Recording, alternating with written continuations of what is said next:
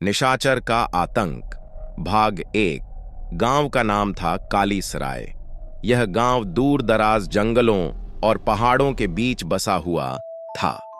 चारों ओर घना जंगल, बीच में कुछ झोपड़ियां और मिट्टी के बने घर। दिन में यहां का वातावरण शांत और साधारण लगता था, लेकिन जैसे ही सूरज ढलता, गांव पर एक अजीब सी खामोशी छा जाती। लोग जल्दी जल्दी अपने दरवाजे बंद कर लेते, क्योंकि गांव में एक ऐसी दास्तान फैली हुई थी जिसने हर किसी के दिल में डर भर रखा था। निशाचर की दास्तान। गांव के बुजुर्ग बताते थे कि दशकों पहले इसी जंगल में एक तांत्रिक की मौत हुई थी। कहा जाता है कि वो तांत्रिक तंत्र मंत्र में इतना डूब गया था कि अमर होने की कोशिश करने लगा, लेकिन उसके प्रयोग उलटे पड़ गए और वो मौत से बच नहीं पाया। मरते समय उसने श्राप दिया कि उसकी आत्मा गांव में तबाही मचाएगी। तब से गांव वाले मानते थे कि आधी रात को एक भयानक परछाई, जिसे सब निशाचर कहते थे, गांव में घूमती है। दादा, पहला खौफ शुरुआत में लोग इसे महज अफवाह समझते थे, लेकिन एक रात किसान रामलाल देर तक खेतों में काम करके घर लौट रहा था। चांद बादलों में छुपा हुआ था और रात बहुत अंधेरी थी। रामलाल की टॉर्च की कमजोर रोशनी ही उसका सहारा थी। अचानक उसने रास्ते में देखा, सामने से एक लंबा चौड़ा काला साया उसकी ओर बढ़ रहा था। उसका कद इंसान से कहीं ज्यादा ऊंचा था। आंखें लाल अंगारों की तरह चमक रही थीं और हाथ में जलती हुई मशाल थी। रामलाल का दिल जोर जोर से धड़कने लगा। उसने कदम तेज करने चाहे, लेकिन उस साए की रफ्तार और तेज हो गई। रामलाल ने गांव तक भागने की कोशिश की, लेकिन अचानक उसने सुना, रुको! आवाज इतनी डरावनी थी कि उसका शरीर कांप गया। अगले ही पल उसके गले में ठंडी हवा का झोंका सा महसूस हुआ और उसकी आंखें उलट गईं। अगली सुबह रामलाल का शव खेत के किनारे पड़ा मिला। उसके चेहरे पर डर की ऐसी झलक थी मानो उसने मौत से भी भयानक चीज देखी हो। दहशत का माहौल। रामलाल की मौत के बाद गांव में खौफ फैल गया। लोगों ने आधी रात को घरों से निकलना बंद कर दिया। बच्चे रोते रोते सोते और बुजुर्ग रात भर मंत्र पढ़ते। लेकिन आतंक की जड़ तो वही थी, वो निशाचर। गांव के प्रधान ने तय किया कि अब इस बारे में कुछ करना ही पड़ेगा। उन्होंने गांव के सभी लोगों को चौपाल में बुलाया। वहां सब बैठे थे, कोई डरा हुआ, कोई गुस्से में और कोई सोच में डूबा। प्रधान बोले, हम कब तक डर डर कर जीते रहेंगे? अगर ये सच में कोई आत्मा है तो हमें इसे भगाने का उपाय करना होगा। बुजुर्ग पंडित हरिदास ने कहा, यह कोई साधारण आत्मा नहीं है, ये तांत्रिक की आत्मा है। इसे सिर्फ शक्तिशाली मंत्रों और हवन से ही रोका जा सकता है। लेकिन सब चौंक कर बोले, लेकिन क्या? पंडित बोले, हवन करने के लिए हमें रात के समय उसी पीपल के पेड़ के पास जाना होगा जहां तांत्रिक मरा था। यह सुनते ही सबके चेहरे का रंग उड़ गया। आधी रात को उस शापित जगह जाना आसान नहीं था। अरमास के रहस्यमयी रातें गांव वाले दिन भर काम करते, लेकिन जैसे ही सूरज डूबता, हर कोई बेचैन हो उठता। रात में अजीब अजीब आवाजें सुनाई देती, कभी किसी औरत के रोने की, कभी किसी बच्चे के हंसने की। कभी कभी घरों की दीवारों पर परछाइयां चलती हुई दिखती। लोग डर के मारे खिड़कियां तक नहीं खोलते। एक दिन गांव के दो लड़के, गोपाल और हीरा, हिम्मत करके रात को बाहर निकले। दोनों को यकीन था कि यह सब अफवाह है। वो दोनों खेतों की तरफ गए और हंसते बोलते आपस में बातें करने लगे।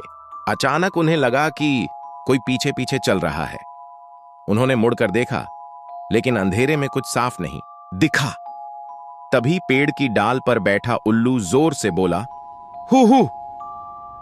दोनों चौंक गए। अचानक उनके सामने एक लाल आंखों वाली परछाई खड़ी हो गई। उसका चेहरा अधजला था और उसकी सांसों से आग जैसी गर्मी निकल रही थी। गोपाल और हीरा भागे, लेकिन हीरा का पैर एक पत्थर से टकरा गया और वो गिर पड़ा। गोपाल चिल्लाया, उठ, जल्दी उठ! लेकिन जब तक हीरा उठता, वो परछाई उसके ऊपर झुक गई। गोपाल किसी तरह भागकर गांव पहुंचा और लोगों को सब बताया। अगले दिन हीरा जिंदा तो मिला, लेकिन उसकी मानसिक हालत बिगड़ चुकी थी। वो बस बार बार यही बड़बड़ाता, आ रहा है, आ रहा है। गांव में हड़कंप। अब तो हालात और बिगड़ गए। लोग डर के मारे अपने ही घरों में कैद हो गए। बच्चे स्कूल जाना बंद कर चुके थे।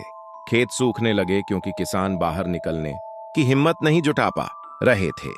प्रधान ने फिर से सभा बुलाई और कहा, अगर हमने कुछ नहीं किया तो ये गांव पूरी तरह तबाह हो जाएगा। हमें पंडित हरिदास की बात मानकर हवन करना होगा। निशाचर का आतंक भाग 2। पीपल के पेड़ के नीचे पंडित हरिदास हवन की अग्नि प्रज्वलित कर चुके थे। धुएं के बीच वे ऊंचे स्वर में मंत्रोच्चार कर रहे थे। अर्जुन, शंकर और माधव मशालें लेकर चारों ओर खड़े थे। हवा का बहाव इतना तेज हो गया था कि लग रहा था जैसे कोई अदृश्य ताकत उन्हें रोकना चाहती हो। अचानक निशाचर की गरज से पूरा जंगल कांप उठा। तुम लोग मेरी आत्मा को बांधना चाहते हो? हिम्मत कैसे की? उसकी आंखें लाल अंगारों की तरह जल रही थीं और हाथ में जलती हुई मशाल हवा में लहरा रही थी। उसके कदमों के साथ जमीन हिलती प्रतीत होती थी। अर्जुन ने हिम्मत कर मशाल आगे बढ़ाई और बोला, ये गांव तेरा नहीं है। तूने बहुत लोगों को डराया है, अब तेरा आतंक खत्म होगा। निशाचर हंस पड़ा, भयानक हंसी जिससे पेड़ों की पत्तियां कांप उठीं। मुझे कोई नहीं रोक सकता। मैं श्रापित हूं और श्राप अमर होता है। अडर पंडित की शक्ति।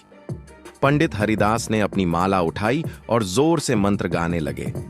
एयुएम त्र्यंबकम यजाम है। मंत्रों की ध्वनि से वातावरण में कंपन होने लगा। अर्जुन और उसके साथी मंत्रों का जाप दोहराने लगे।